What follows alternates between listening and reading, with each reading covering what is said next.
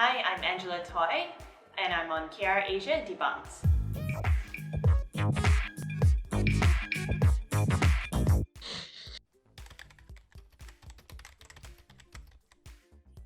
I think I would actually spend a little more time trying to build up my company instead of, sort of jumping into VC so quickly. But that's it, no regrets really.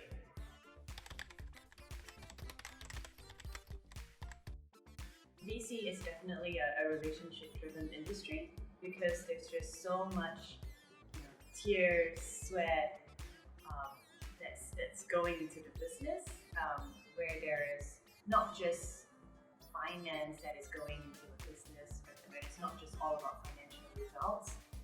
There's a lot of emotions that's put in by the founders, by the founding team. That's where you have to connect with the team emotionally, and that's why you see that a lot of relationships are built out that way.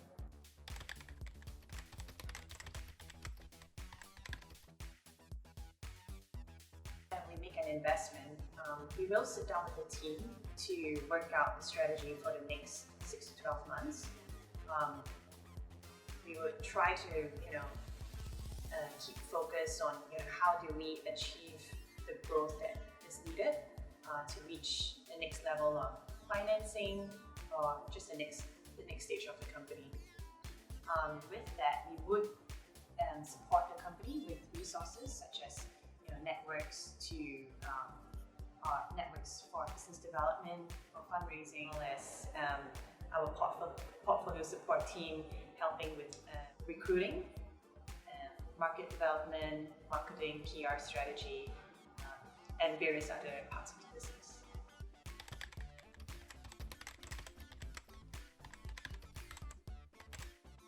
At Golden Gate Ventures, we have a POC, a point of contact, that's assigned to each portfolio company. So usually we have that person in charge with the partner, being involved with the day-to-day sort of conversations, board meetings. So we also classify the portfolio companies into kind of later stages, sort of bigger checks, ones where we have actually a board seat and a bigger stake. So those would be higher touch points, where we have, say, a lesser stake. Not that we will completely forget about the company, but it will be more of a monthly or to quarterly sort of touch point. But overall, we like to keep in close contact with the founders. So we do have Slack channels open with each portfolio company, and WhatsApp channels as well. So whenever they want to reach out, there is an open line of contact.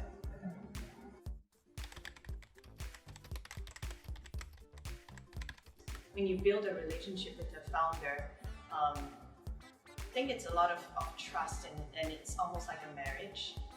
So you're honest and open in terms of your expectations, and hopefully they're sort of treating you, giving you the same in return.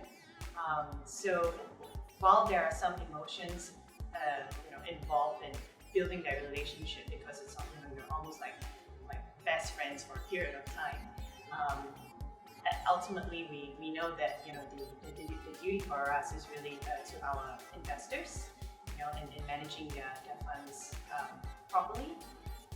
So yeah, I think it's about setting the right expectations and not being too involved, too attached emotionally to the circumstances of whatever's happening.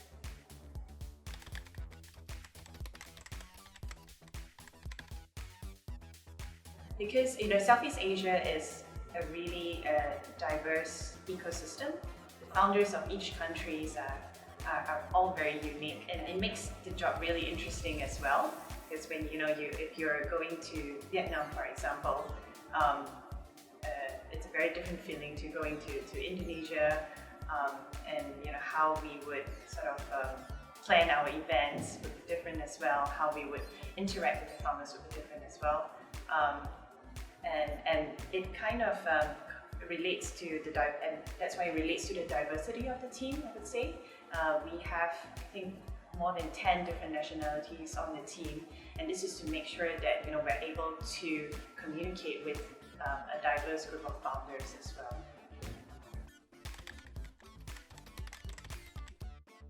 I managed to assist the founding team or the founder in something that they were not able to achieve, and that could be a very difficult introduction that they were looking for to someone to a corporate, an advisory process, or even just listening to their troubles, their challenges. Sometimes all they need is actually a listening ear.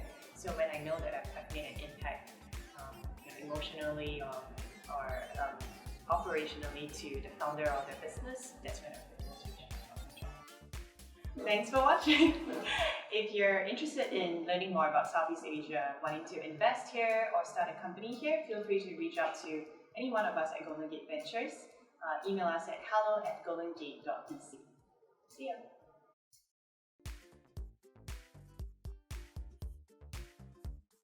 Thanks for watching. Please hit subscribe and tune in next time, or visit kr-asia.com.